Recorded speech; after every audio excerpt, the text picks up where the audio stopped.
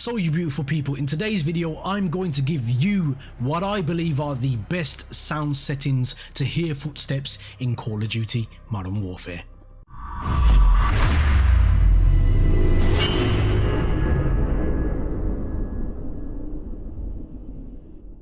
So guys, I previously did this video in the beta for Call of Duty Modern Warfare and the video went down well. However, Infinity Ward have chosen to change the names of the settings and probably the settings themselves. So I'm doing an update video for you guys in terms of the sound settings.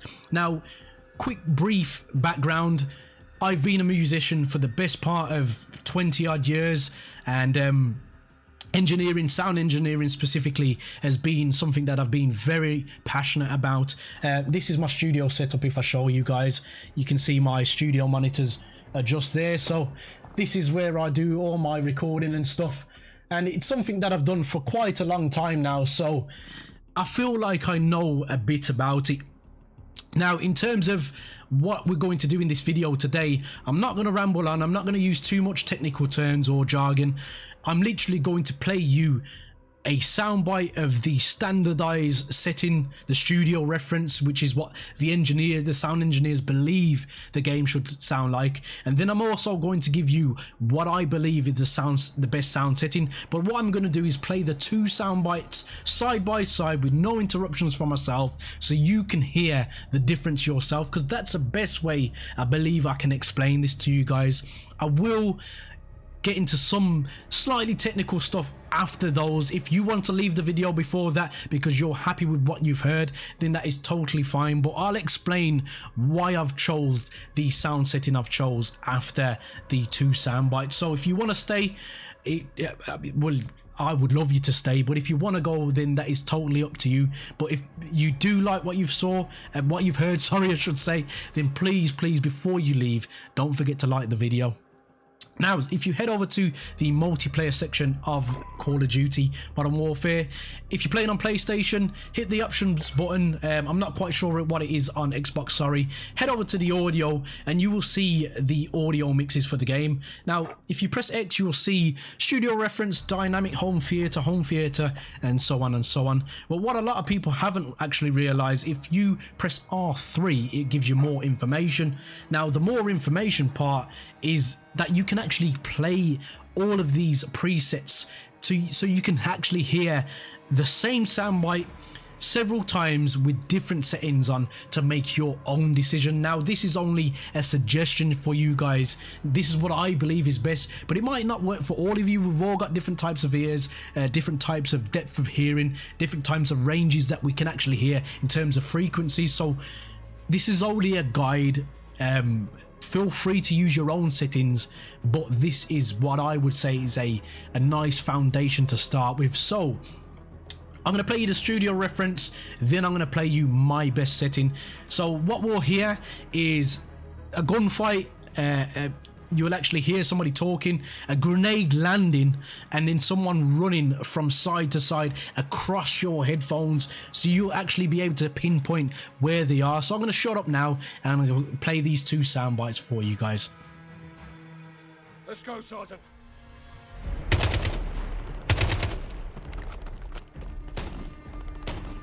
Engage!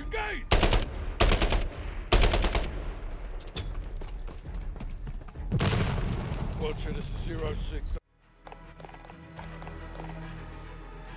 Let's go, Sergeant.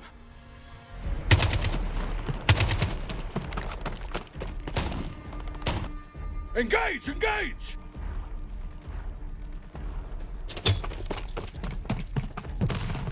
Watcher, this is 06. I need air support and I need it now. So those are the two sound bites. Now let me tell you why I've chose that particular preset. Now, the studio reference is going to be done by a professional engineer, and that professional engineer would have done their homework in regards to what war really sounds like. Now, when we go to the cinema or we watch a film on Netflix, war is going to sound very similar to what we are hearing. However, they are going to compensate on certain things. Explosions are going to be really beefy, so you can feel it in your stomach, because when you hear bass, it gives you adrenaline. So it's only natural that they try and sell a film better by giving you that feeling when you're watching it and evoking your emotions. In terms of the higher parts of the game, they are quite trebly, and you'll hear quite a lot of mid-ranges that are very heavy. When you hear that gun, you can hear a lot of hollowness in its shooting. Now, the particular setting that I've gone for, whoever's done this, is exactly what I would do. Now, there's a philosophy when you sound engineer, and that is, if you boost, then somewhere you need to cut, and if you cut, there is somewhere you're going to need to boost. It's yin and yang basically to get that balance. Now, I love what they've done in the boost low. Don't ask me why they've called it that, because yes, they've boosted, but they've cut as well. But it's the higher frequencies that I like. Now, there's a slight boost around 5,000 kilohertz. Now, between that area there is where you're going to get a nice crisp sound when people are running, especially over stuff like gravel and wood. But they've cut the top end frequency, so above 10,000 you've got a really nice cut there, and this is where ear fatigue really sets in. Now, think of it this way: when you hear a bassy sound play, you feel it more in your chest than anywhere else. But when somebody screams, sometimes that can be quite piercing. Think of someone scratching the blackboard. That is a very, very high frequency. And the first thing you'll tend to do is quiver up and grab your eardrums and try and block out that sound, because it's very piercing. Now, imagine sitting here.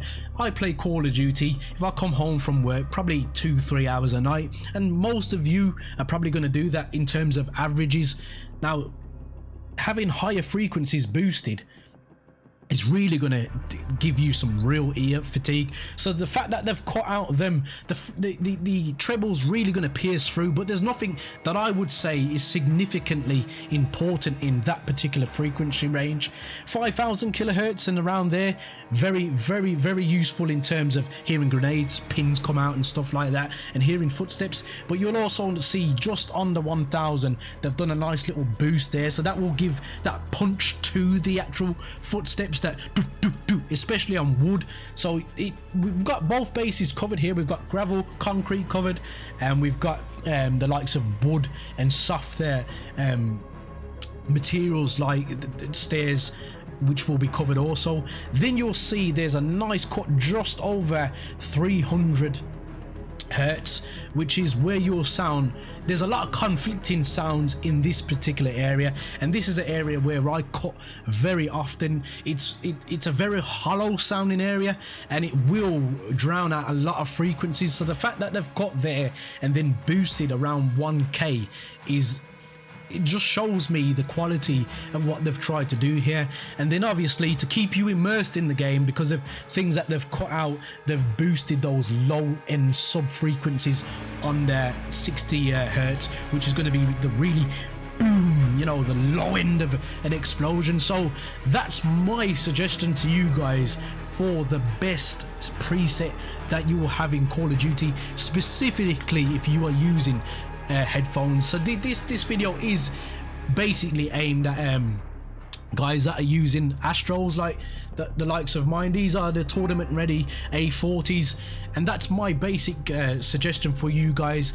Now, in terms of the volumes and stuff, I'd keep master volume at 100. That is absolutely perfect. If it's too loud for you, then surely you will have a knob on your device to turn it down.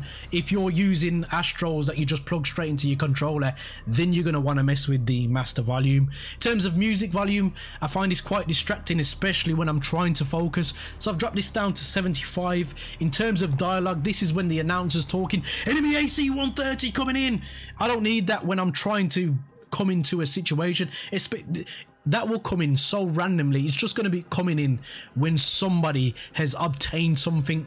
Now, this could be a very important moment in the game. You flank someone, the flank is so perfect, and then you lose them because the announcer's in your ear. So that's why I've dropped that down to 75. And in terms of effects, well, you want to hear footsteps, don't you? So you're going to leave that at 100%. So I'm sorry if I've babbled on a bit, guys. I'm sorry if I've got a bit too technical. I've tried my best not to, but I've tried to give you a clearer understanding to why I've chose this particular setting. Feel free to try any of the others. They are pretty good. They've done a really good job in helping people who use headsets and stuff. But in terms of the best one that you're going to hear, footsteps specifically, the loudest, the clearest, then that's why I've chose to go for the boost low setting. Guys, there are many buttons you could hit, but a like and subscribe button, hope they took your fancy, and as always guys, don't forget to stay on the right track. Peace.